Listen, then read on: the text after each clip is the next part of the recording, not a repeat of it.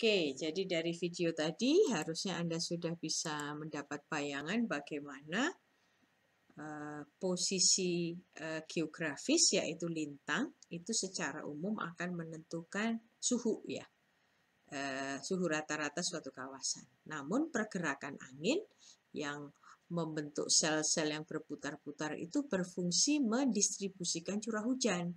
Sehingga di muka bumi itu ada kombinasi di setiap ada kombinasi banyaknya curah hujan yang sampai di situ terhadap suhu gitu. Nah, suhu dan curah hujan itu adalah dua faktor yang sangat penting untuk vegetasi gitu ya. Suhu itu akan berpengaruh pada bisa tidaknya enzim-enzim untuk fotosintesis itu bekerja. Ya, curah hujan juga penting karena untuk berfotosintesis itu butuh air kan. Ya, jadi ini summary-nya bisa dilihat dengan melihat ini visualisasi yang baik dari bagaimana suhu dan curah hujan ini berpengaruh terhadap distribusi vegetasi-vegetasi alami di muka bumi yang kita sebut sebagai bioma. Mungkin di pelajaran pengling ini juga sudah pernah disampaikan. Nah, ini ada dua sumbu. Ini adalah sumbu yang menggambarkan banyaknya curah hujan. Dari curah hujan yang tinggi, daerah yang basah, ya, curah hujannya turun, daerah yang sangat kering. Ya, dari sini ke sini adalah sumbu yang menggambarkan perubahan suhu udara dari daerah yang rata-rata panas ke daerah yang rata-rata dingin. Nah, coba kita lihat satu-satu. Nah, kawasan daerah ini adalah kawasan yang secara suhu itu relatif hangat, tapi dan curah hujannya tinggi. Nah, di daerah ini kan fotosintesis nggak pernah libur kalau kata saya. Ya, suhu hangat terus, air banyak, ya, tidak ada musim dingin yang gelapnya lebih panjang, begitu ya. Jadi ini fotosintesis jalan terus, hasilnya apa? Hasilnya kita menjumpai hutan yang dalam bahasa sederhananya itu lebat. Lebat itu apa sih? Lebat itu technically pohonnya besar-besar ya. Artinya apa pohon besar-besarnya? Itu biomasanya banyak. Biomasanya banyak itu kenapa? Biomasa itu adalah produk dari fotosintesis ya. Jadi ini yang menjelaskan kenapa hutan di kawasan tropis basah itu biomasanya sangat tinggi. Nah, kalau kita bergerak ke arah sini, kita akan bergerak pada zona yang suhunya hangat, tapi airnya semakin lebih sedikit. Curah hujannya lebih rendah. Ya, apa yang terjadi?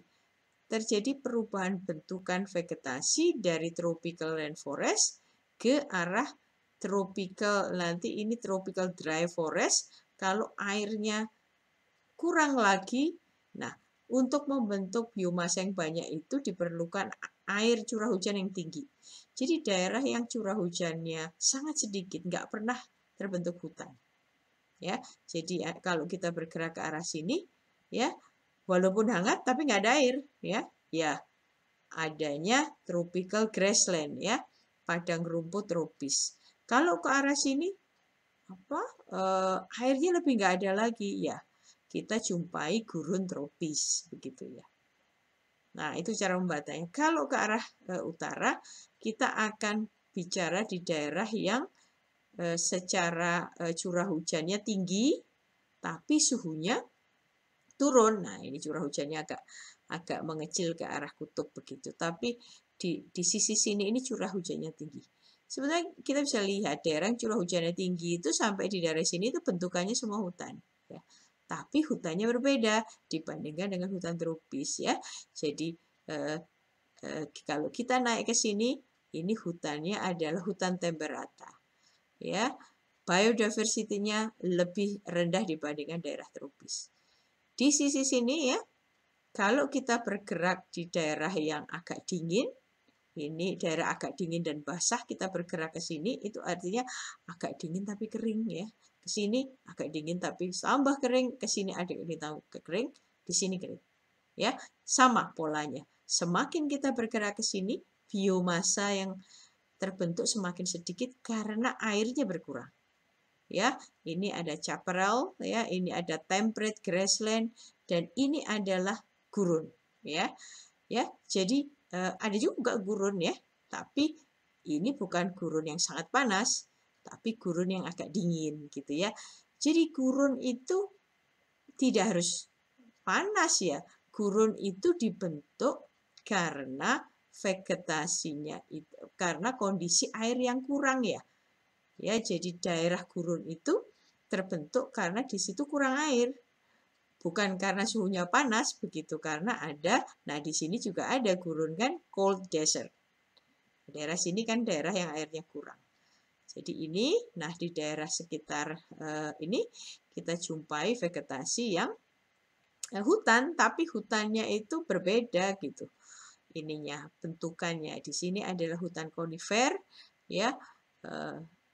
Daerah sini airnya cukup banyak sehingga hutan masih bisa terbentuk, tapi hutannya tipenya hutan daun jarum. Ya, kalau kita bergerak ke sini, ini daerah yang airnya sih ada lah, nggak terlalu kering, tapi suhunya dingin, ya.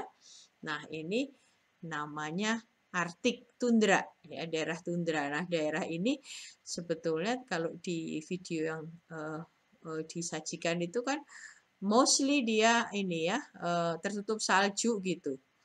Ada suatu masa itu masa dia salju meleleh itu sangat pendek gitu. Jadi nggak cukup waktu juga untuk fotosintesis lama. Makanya daerah ini biasanya padang lumut ya, padang lumut yang mana tundra ya. Substratnya itu seringkali tertutup es di dalam setahun itu. Ya, jadi Anda sekarang bisa membayangkan kenapa setiap wilayah di muka bumi yang punya iklim yang khas itu bentukan vegetasi alaminya berbeda-beda begitu.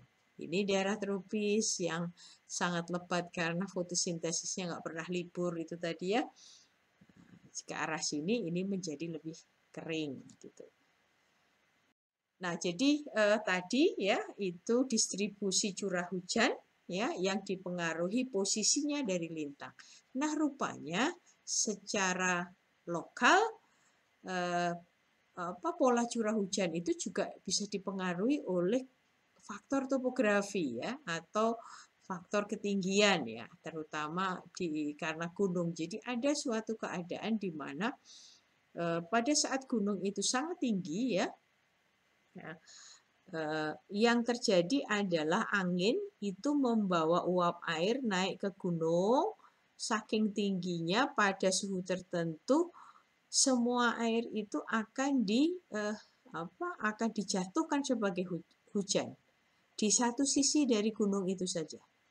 Nah, setelah itu anginnya itu kan terus melaju melewati puncak gunung menuju sisi lain dari gunung itu. Nah, pada saat angin ini naik ke puncak gunung bawah awan dan menurunkan itu sebagai hujan di sini, setelah lewat puncak gunung, dia turun di sini, sudah tidak membawa air. Sehingga daerah ini jadi daerah kering, daerah ini menjadi daerah yang sangat basah. Padahal itu berada di lokasi geografis yang sama ya. Jadi ini pengaruh regional yang mengubah pola turunnya curah hujan yang sudah diset secara global tadi karena posisi lintang. Jadi fenomena ini namanya daerah bayangan hujan atau rain shadow. Ya, jadi di gunung-gunung yang sangat tinggi kita sering menjumpai fenomena rain shadow ini sehingga pola vegetasinya antara di dua sisi gunung ini sangat kontras. Ya, satu sisi yang hujannya turun di sana ini hijau, di sisi yang lain sangat kering begitu. Nah, ini salah satu contohnya. Kebetulan beberapa tahun yang lalu saya ke sini. Jadi ini di New Zealand, South Island. Kita lihat ada fenomena rain shadow yang sangat jelas di sana. Nah, jadi di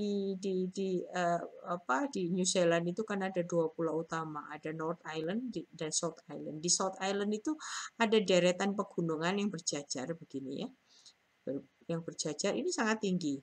Nah, kebetulan angin yang membawa uap air itu datang dari arah sini. Jadi apa yang terjadi? Dia eh, angin yang membawa uap air itu menurunkan semua hujannya di sisi sini.